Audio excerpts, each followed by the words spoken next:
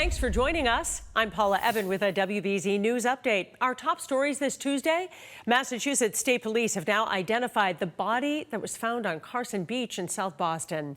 She was 29-year-old Megan Anderson. Police say Anderson's last permanent address was in Las Vegas, and they believe she may have been homeless. Investigators also say an autopsy revealed no indication of trauma, although her exact cause of death is still pending. We're learning new information about a child that was found sleeping at Mass and Cass.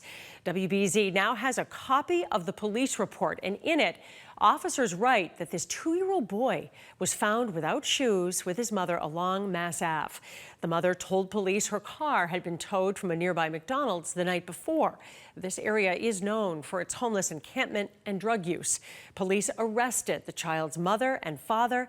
City Council President Ed Flynn wants an investigation into just how long and how often that child has been there. A man and a woman have now been charged with accessory to murder in connection with the shooting that killed a baby in Holyoke earlier this month. Jose Galarza and J. Marie Rosado Rosario are facing charges for allegedly assisting a third suspect after the shooting. Police are still searching for that suspect. Police say October 4th, a fight escalated into a gun battle, and one of the bullets hit a pregnant woman on a bus, killing her unborn baby. Well, we've got another cloudy day here in New England, but let's get a check on the forecast now with Jason Mikell. Back to the maps right now, talking about what we're expecting in the days ahead. So this aerial low that we're talking about right here is going to be departing and moving out to sea.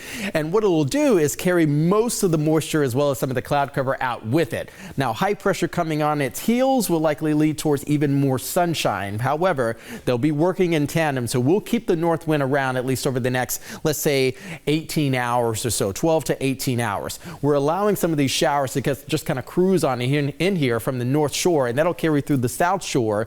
But once we get high pressure to hop right back into the driver's seat, we're going to allow for our skies to clear and also bring in more of a south wind. That'll help to elevate our temperatures once we get into Thursday. So keep an eye on the clock in your place on the map. As we roll the clock forward here, notice what happens in the atmosphere. A couple of things to watch here. Not just for the clouds coming in from the north, but you can see we're also allowing some of that precipitation to bubble up as well. Once we get into the overnight hours, Tuesday night heading in towards Wednesday, a change in the wind speed and change in wind direction is going to start to take place. Again, still having that cold air lofted up to the north in the upper levels of the atmosphere, so we'll have more of a south flow coming on in, and that'll stream in some of the moisture coming in from the south and west. Coupled with that, a southwest wind is a warming wind, so that'll also be elevating our temperatures, which is why we'll be slightly warmer on Wednesday and even warmer performing on Thursday, courtesy of that south wind. Now, the even bigger system that we're talking about, it is still being fine-tuned at this hour. However, what we do know at this point is odds are favoring a very wet weekend, not just for Saturday, but at least most of Sunday. But that depends on how quickly this system will be moving out. So highest risk for heavy rainfall will likely be late Saturday evening, headed into the overnight hours, and for the first half of Sunday.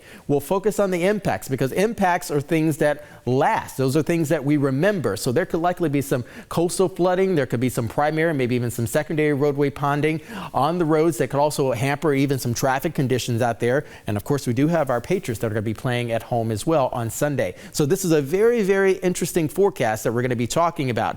Once we get into Thursday and Friday, the system really starts to take shape. So we're winding up some colder and drier air coming in on the behind of this system, but out ahead of it, we're streaming in lots of moisture. South winds, warming winds, so very warm on Thursday, but also we're allowing precipitation to stream in as well. We'll stick with that narrative Friday night, heading in towards Saturday, Saturday afternoon, heading in towards Sunday morning.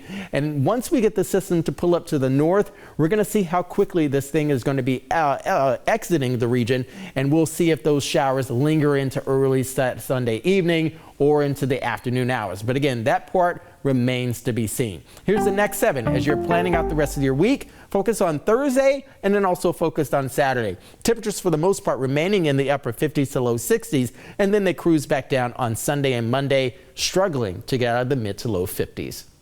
Paula? Thanks, Jason. I'm Paula Ebben. This has been a WBZ News Update.